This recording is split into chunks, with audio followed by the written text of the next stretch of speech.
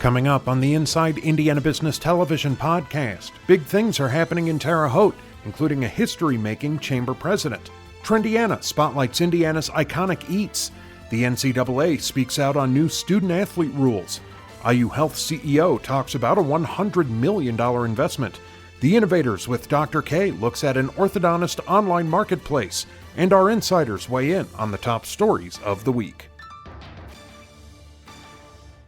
Welcome to the Inside Indiana Business Television podcast. I'm Andy Ober. Kristen Craig has begun her official tenure as president of the Terre Haute Chamber of Commerce. She's the first woman to lead the chamber, and it comes at a time that a new casino and other major projects are on the horizon. Craig joined Inside Indiana Business host Gary Dick to talk about her vision. I should say the first female president, right? That is true. Of the Terre Haute Chamber am. ever. Congratulations. Thank you. Lots we can talk about. Yes. A lot of people have been talking about the casino. I mentioned the December 2 deadline for proposal. Spectacle Entertainment expected potentially to be maybe that only applicant there. What's the timeline on a new casino? So as soon as the Indiana Gaming Commission signs off on it and approves the operator, I know that especially the operator you mentioned is anxious to get started on the project. So I think we'll have something by the end of 2021. Talk about the impact. There's been a lot of buzz about it, certainly over in the western part of the state and really around the state. What, in your view, is the economic impact potential of the new casino? Sure. So the big thing is just the construction project itself, first and foremost. I mean, we're talking about $100 to $150 million construction project, tons of construction workers. Then, and once the casino is actually built, we're talking about increased property tax revenue, increased gaming tax revenue, food and beverage tax revenue. All sorts of different things are going to feed into the local economy. Plus associated development. We're talking about hotels, restaurants, retail, all sorts of things. A site selected for sure. I know a lot of talk about the east Depends side. on the operator. Yeah. I mean, probably east side, but depends on the operator. All right, let's go from the east side to downtown. Yeah. Because there's beginning to be some real momentum downtown. A convention center has been talked about for a long time. Groundbroken in September. Yeah. That would come with a new hotel as well. Give us Correct. the status on the new convention center. Right. New hotel, new parking garage, just massive development right along Wabash Avenue. So it will really change the face of downtown. It'll be able to house 1,000 people in the convention center. That'll be an amazing tourism draw for downtown Terre Haute and really the West Central Indiana region as well. And then nearby Holman Center undergoing a facelift as well. Yeah. And I know you talk about 9 museums and the new History Center, the latest addition there, being in close proximity. The intent, as I understand it, is to build kind of a tourism hub, right? Absolutely. Terre Haute has always kind of had a strong tourism draw that a lot of people aren't aware of. I think this will just really solidify that and give us the convention center and with Holman Center just awesome opportunities to host some pretty large groups in our area. And a big event this weekend, the NCAA Division I cross country finals being hosted again in Terre Haute, so that a big draw as well. The river, a lot of communities around the state and around the country really trying to leverage the river. What are plans there or potential there along the Wabash River? It's funny, we did a community planning process earlier this year. One of the biggest things we heard about is people want us to develop the river. So really trying to make those plans happen for Riverwalk, expanded parks, really just capitalizing on that asset. Mm-hmm.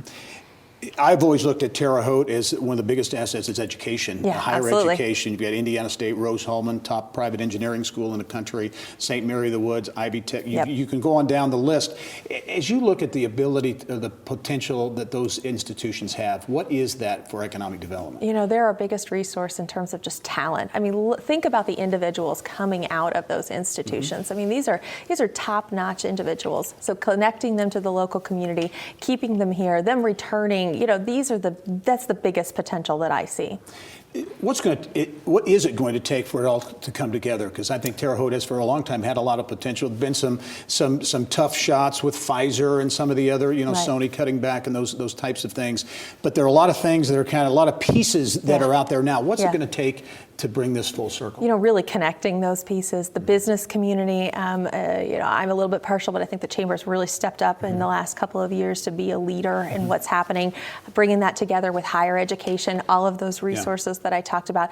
That's really going to be the way we make our community move I want to get forward. it in, only have 15 seconds, but regional. Yes. This is a big push around the state of Indiana. What's the scene in West Wabash Valley? West Central 2025, 6-county regional initiative. We're really focusing in on what we need to develop our counties, broadband, trails, connectivity. These are all the big issues. I know they are happening around the state as well, but that's what we got to focus in on to be successful. All right, Kristen Craig is the president of the Terre Haute Chamber of Commerce. Lots going on in Terre Haute and the Wabash Valley. Kristen, thanks for being here. Thank you. All right. Still to come, a look at Indiana's most iconic eats, and the NCAA makes a big change to student-athlete regulations. But first, a new legislative session begins in January, and several important economic development issues will be on the table. Genova's Executive Managing Director Larry Gigrich joins us with a preview. I should say congratulations off the top. Named recently the Indiana Chamber's Volunteer of the Year. Thank you very much. I appreciate it. Very noteworthy and worthy recognition.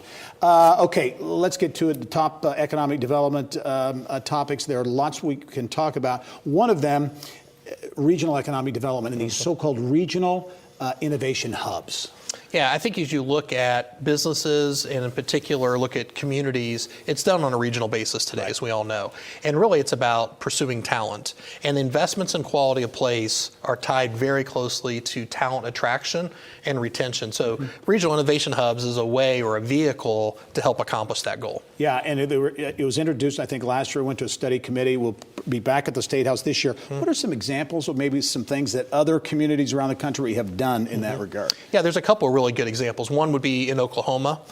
They allowed a local option sales tax to be implemented in Oklahoma City called their MAPS program.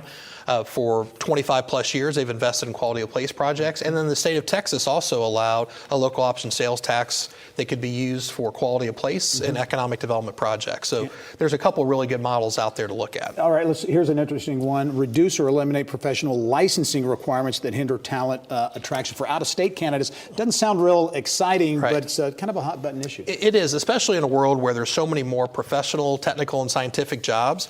And we need to eliminate all the barriers we can on licensing when people move here to make it easy. And there's been some really good examples, including Arizona, around the country. And Governor Holcomb, to his credit, he and his team are moving on this issue, but there's some things the legislature can do to really make a difference.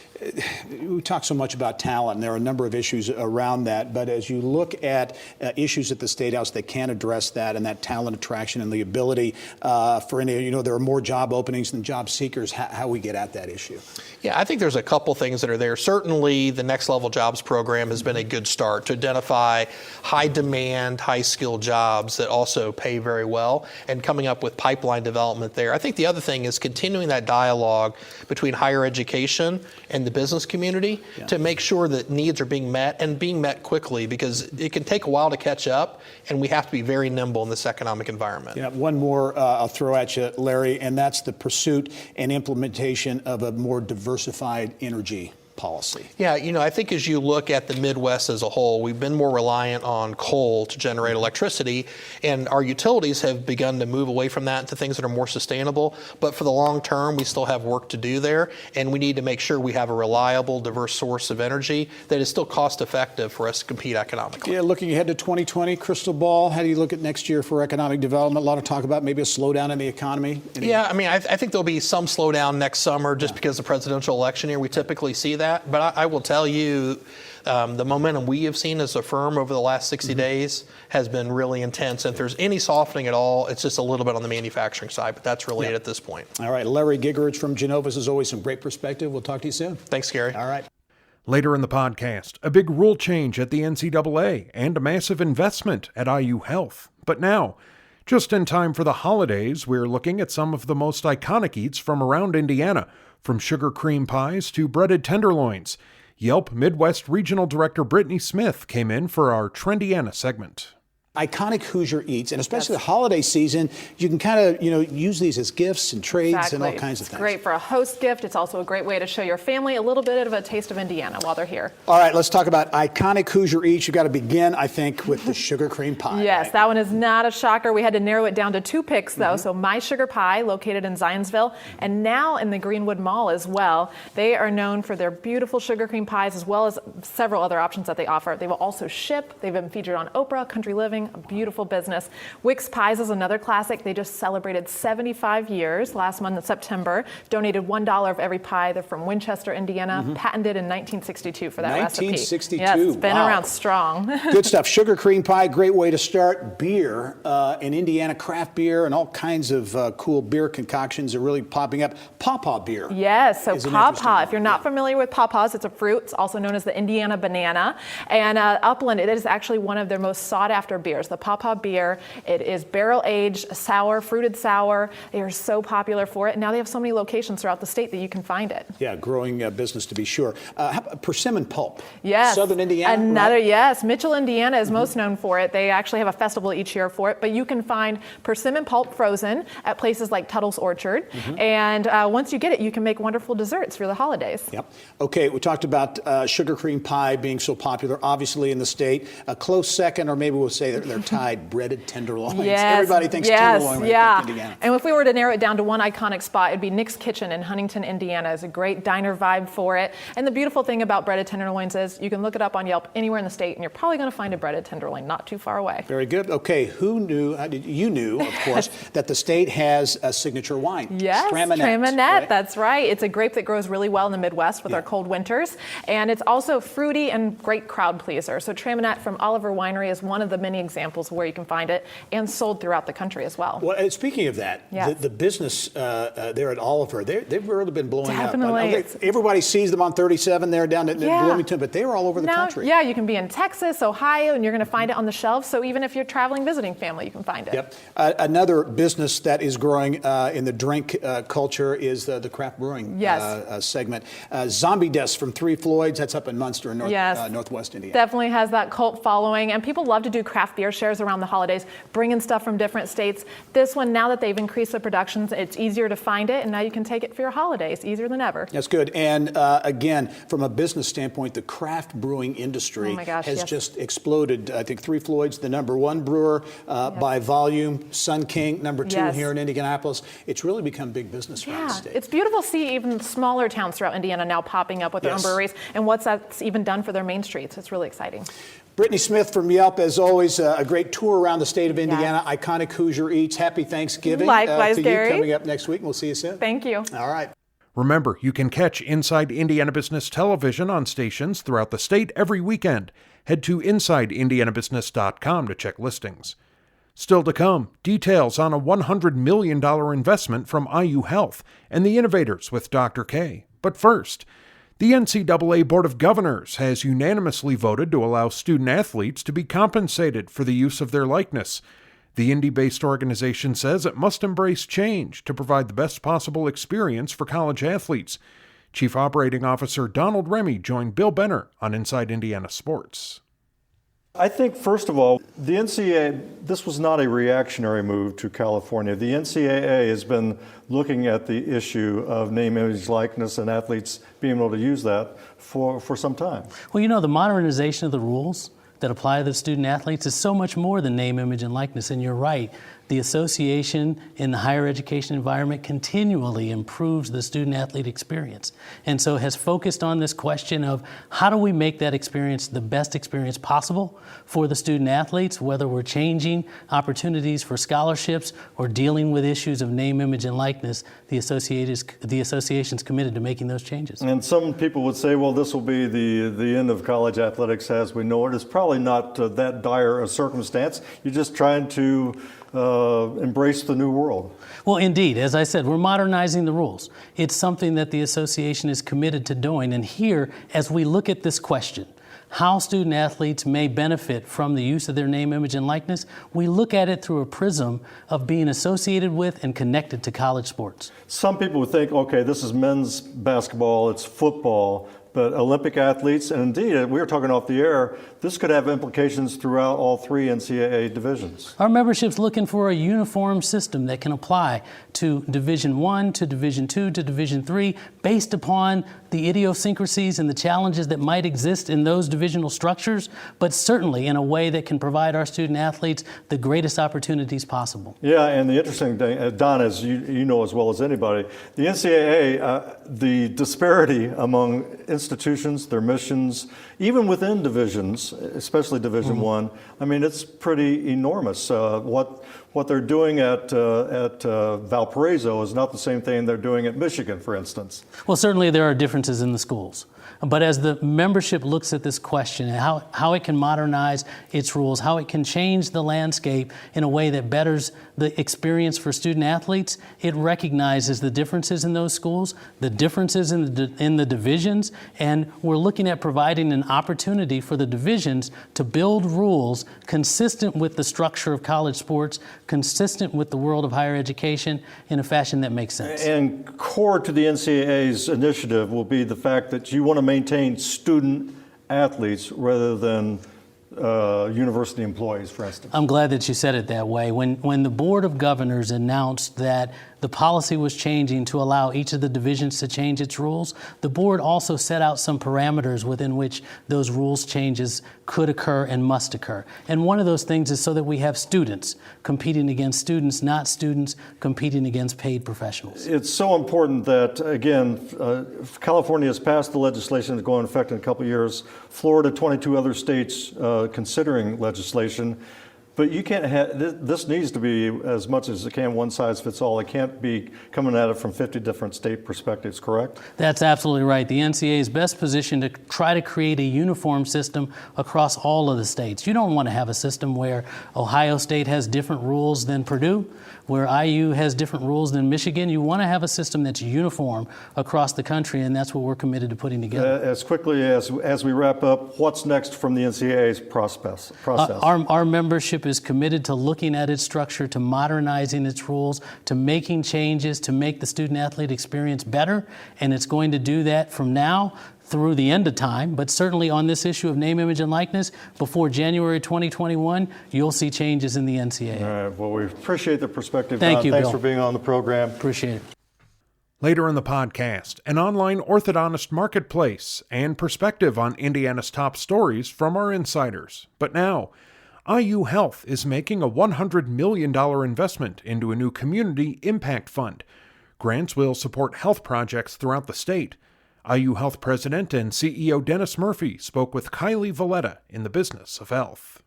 We hear a lot about social determinants of health in the health world right now, but some people may not know what that term means. Can you explain what that means? Yeah, so there are a broad array of things that determine your health besides your behaviors and your health status. So a good example is your educational attainment level.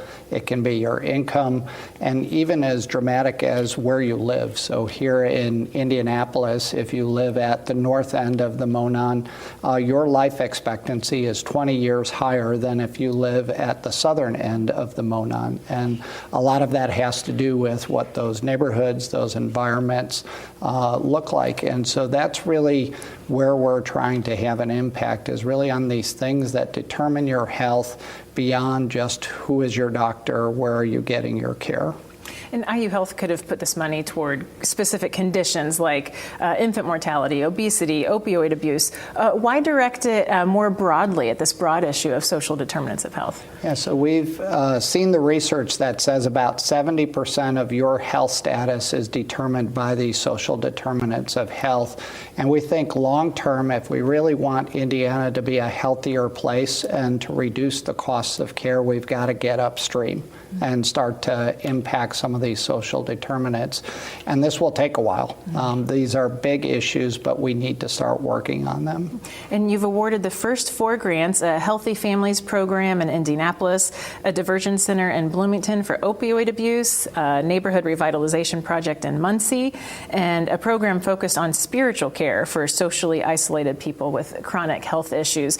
We can't talk about all of them. We don't have the time, but is there one or two you'd like to highlight? Well, maybe that last last one you mentioned, our congregational partnerships, as I think about them, are really trying to do two things. One is take people who are socially isolated, because there's a lot of data that says those folks are some of the folks who really have bad health outcomes, and figuring out how do we engage with them and really make sure that they're getting the kind of care that they need. And we don't believe we can do that ourselves. So we think working through a whole set of congregations, and we're pretty ecumenical, we want everybody to be involved. And that kind of partnership will actually give us an entree to seeing those patients and working with those people to get better health care. And this particular investment is new, but this is not a new effort at IU Health. Yeah, I go back to our founding over 100 years ago. We're a charitable organization, and we believe that our job is to improve the health of the communities we're in. And so this is really just a supplement. Today we provide over $700 million worth of community benefit, and that's charity care and a series of other community programs and helping Medicaid patients. This is really, again, an add-on to that to get upstream on some of these bigger health issues. And only a few seconds left, but this, you mentioned, is ongoing, long-term. These things take time to change. Yeah. Well, we didn't get this way in a year, but I do believe this is the start of a very long-term commitment to have the impact we want on these kinds of issues, and you have to start somewhere. So this is our first major foray into this, but it won't be our last. All right, Dennis, thanks so much for coming to the show, and we're excited to watch this fund grow and see what it does. Well, thank you so much. Still to come, our panel of insiders weighs in on the week's top stories. But first, Indianapolis orthodontist Jeff Biggs has launched what may be the world's first online marketplace for orthodontists. He says it's a one-stop shop online for virtually everything orthodontists need to do their work. Biggs joined Dr. Don Karotko on the INnovators with Dr. K. So we always start with, asking about the idea. Where'd the idea come from? There's a backstory here, as I understand. There is, yeah. So Dr. Jeff Biggs, local orthodontist in Indianapolis, was just analyzing his business, and it was really a labor of love, where he realized how tough and much time it spent for his staff person in charge of purchasing to research, purchase online products, emailing this supplier, calling this one. It really was a stagnant market. So he came to Developer Town, where I was working, and said, I'd love to build an Amazon for orthodontics. And I said, that sounds like a horrible idea. I said, that's going to be a lot of work. Suppliers, who knows if they'll play ball. Orthodontists are busy. But he won me over. I started talking to suppliers, started talking to orthodontists, and both sides have challenges in this process that they wanted to get figured out. So how does it work? Give our audience an idea of this platform. Yeah, so it works the way that you would expect purchasing to work in 2000, almost 2020, right? So orthodontists can go to the website, see transparent pricing. They can order from multiple suppliers just with a few clicks. And this is something that seems pretty easy, but is actually complicated given the number of products that are in the market. So as an orthodontist or the staff person buying, they can just go to the website, read reviews from other orthodontists, make purchases, and it all works exactly how you would hope. Yeah. And the potential market for this, as you look ahead, Nick? Yeah, well, as was mentioned, the market's growing. It's a multi-billion-dollar market already, and in the U.S. is growing rapidly. For us, it's great because we're just laser focused on making that process easier for orthodontists. Sure. And we want that to remain free for them. Yeah. And how do you make revenue yourselves? Sure. Yeah. Well, to stay in business, we take a commission on any order that's placed. So it's no different than for suppliers how they would handle like a salesperson making a commission. So for us, we just take a small piece of that transaction. Gotcha. And just like a lot of marketplace businesses, it makes it easy for both sides. Great. The challenges ahead? Yeah. What are some challenges you're facing? Sure. Well, as always, there's two sides of this market. So we need to have attractive, great products for orthodontists on the platform. So that's the supply side. Demand side with the orthodontists. We have to have a website that works, functions, and has the products that they want. So for us, the biggest challenge is getting suppliers who are maybe more of an old guard. They're used to hiding pricing, maybe not being quite as innovative in the way that they sell, to be more open. Luckily, here in Indiana, TP Orthodontics, G&H Orthodontics, two great orthodontic manufacturers and suppliers who are a part of the program. That's great. So it's really getting the ones that are maybe a little bit more old school in their thinking to open up. So those are your critical steps coming up, right? I mean, that's right. what you got to work on. That's right. That's fantastic. Well, as I do on each and every show with the Innovators with Dr. K, we try to give Dr. K's prescriptions to try and help out. And so, you and I had talked, and I kind of came up with what I call the ABCs of growing and innovation. And the A stands for attract smart money. One of the things we talked about was right now you guys have been bootstrapping, working really hard. But you really want to start to raise some money, and sometimes the strategic partnership is the way to go. Working within the industry, which I know you said yourself, you're looking at that. The B stands for build a strong business process. And again, that's what we were just talking about, the challenge of working with these buyers and these suppliers, right? And back and forth. So you got to build that, that strong process there as well. And the C is, I think you're already working on that, is create a trusted brand. You got to get that brand recognition out there. Then I know you're doing it almost with the personal touch, which I think is fabulous. But I really think that's going to help you out as well. So those are great. Those are the ABCs. I think they'll help and going forward. And we wish you the best. But where can the audience find you, Nick? Yeah, so orthodonticdetails.com. Fantastic. Website they can go to. Orthodonticdetails.com. Sounds great. Nick, thanks for being here. And finally, our insiders sound off on the state's top business stories. This week's panel includes Canaan & Associates founder and principal Aubrey Annan, Ice Miller partner in charge of client relations Melissa Profit, and Content by Carter president and CEO Cam Carter. As I mentioned off the top, Eli Lilly and Company with major news this week, $400 million investment, significant, obviously, nearly 100 high-paying jobs. For the size of the investment, $400 mil, I say only 100 jobs, they're important. But, I think it's reflective of technology, automation, and a lot of things that are just part of the industry. I absolutely agree with that. It's a wonderful investment by a wonderful corporate citizen, fabric of our community. And I do think that $400 million in capital, creating 100 high-paying jobs, those are very, very highly skilled jobs. I think it speaks to their investment in automation, perhaps robotics, AI, these other technologies that are going to require a very high skill set. Yeah. So we'll see a lot of capital investment. The ratio, almost $4 million in capital invested per job.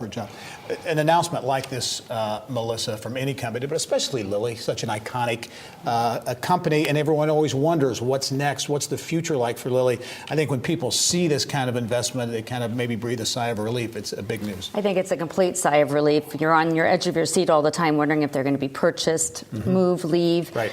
They not only announced that this is for current medicines that they have, future drugs that they have in the pipeline, and we know that they're here to stay for a while. And so I think that is significant. I thought it was also very interesting they made a comment about tax reform having a lot to do with making this decision. I really haven't seen many companies surprisingly give credit to tax reform for that, and they talked a lot about the number of U.S. jobs they have. So I think they're really proud to be here in the United States, and in particularly in Indiana. Yeah, interesting point. I remember Dave Ricks being kind of on the stump for tax reform several years ago, talking about the need for that that could lead to expansion. Lilly, an iconic traditional company, if you will. On the flip side, young emerging companies beginning to pop up all over the state of Indiana, in particular here in central Indiana. High Alpha this week announced its latest spin-out company, Base. Aubrey, as you look at that company and what High Alpha is doing with spinning out so many new cool tech companies, a different vibe, if you will, in Indianapolis, but one that's important. Yeah, I think it's very important. It's great to see High Alpha, what they're doing. I think this also resonates as Indy's become this echo chamber of technology innovation, not just companies, but also tech investments, right? So they've invested in companies like Xylo, Cured, and other big companies that have gone on to acquired by larger companies. So I think this investment fits within that portfolio, and which is very niche SaaS platform that I think will do great things. Yeah. News from the State House this week, big news. Brian Bosma, the Speaker of the House, announcing he's stepping down, be leaving the State House. Well, we went to law school together, so I've known the gentleman for a really long time. I'm 34 sessions since they're there since 1986. He has an amazing wealth of knowledge, institutional knowledge, networks, relationships. He is someone that was laser deep tackled many huge, important issues for our state, whether it was right to work or funding private vouchers. But I think there are a couple of other really important things that he has done. He was a real strong leader of his caucus, and he had the respect of all of his members. And I actually think this is the end of an important era for Marion County, because he's represented our interests very, very well, and he's been just an incredibly strong leader. Yep. Yeah, probably the most significant House Speaker since a gentleman by the name of Otis Bowen. In terms of Indiana politics. And Brian is a friend very skilled at keeping his caucus together and keeping his eye on large strategic issues for the state of Indiana. Not a career without a misstep. No one has that. But a really remarkable record and been a terrific partner for a number of governors, and almost playing a shadow governor sometimes. Interesting, yeah. Also need to talk about an issue that is a national issue, certainly with Indianapolis implications, because the NCAA is certainly headquartered here. The Board of Governors at the NCAA really opening the door for compensating student athletes for image and likeness. Aubrey, you are a student athlete, tennis player at Butler. That's right. So you've got interesting perspective. Yeah, so I think it's definitely a step in the right direction. Yeah. But there's still a lot to unpack there. I mean, I can remember my morning starting at 6:30 in the morning and then not getting back to my studies around 11 or 12, right? So that doesn't leave you a lot to work, right? So basically affording basic necessities as a college athlete becomes very challenging. So I think, the modern college athlete has evolved, right? Their needs, their experience have changed, right? They're now more connected to fans. They're now more connected to brands than ever, right? With the digital and media technology. So in a free market, that is creating some economic value that somebody's going to pay for, right? Yeah. So I think that, this will help students, right, become student athletes rather than focusing on surviving in college. Yeah. Right. I think it also points out, I don't know that the NCAA necessarily wanted to do this. I think they were conflicted studying it. Yep. It shows the power of California as a market maker and a leader. Very interesting turn of events. And will be interesting to watch develop over the course of the coming months. Cam Carter, Melissa Prophet, Aubrey Anand. Thank you both. Thank you three for being here. That wraps up this week's Inside Indiana Business Television podcast. Remember, you can find all of this week's TV segments, as well as the top business news from throughout the state, at InsideIndianaBusiness.com. While you're there, you can also subscribe to our platform of free e-newsletters. This is Andy Ober for Inside Indiana Business.